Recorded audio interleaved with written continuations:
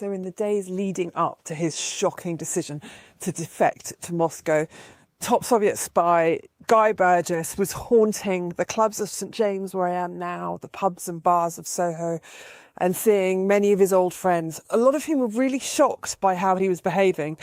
He was alternatively wildly kind of gleeful and sometimes tearful. On the 21st of May, he went on a particularly wild bender. He was with David Footman from MI5, Fred Warner from the Foreign Office, both of whom had unwittingly supplied Guy Burgess with all sorts of top-level secret stuff that he'd passed straight on to the Soviets. They were also with Bernard Miller, the young American student that Guy Burgess had seduced on the boat across the Atlantic.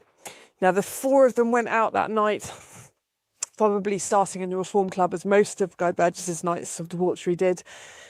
And the whole evening ended up in absolute drunken mayhem, with fights over politics, verging on fist fights, and the whole thing was kind of a bit of a debacle. So here's Guy Burgess in the days before his defection, drunk, erratic, lost.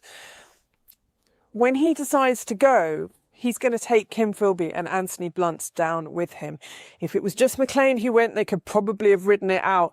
With Guy Burgess defecting as well, there was no chance for either of them. Now, there is some suggestion he thought he could take McLean past the way and bring him back. McLean is in a terrible state and maybe needs a bit of babysitting.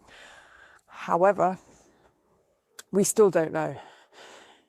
Whatever the true story, the Burgess roaming the streets of St. James on the 21st of May and the days either side in 1951 was a very unhappy man. I'm following the defection day by day. Come with me as I count down to the most shocking defection in 20th century history.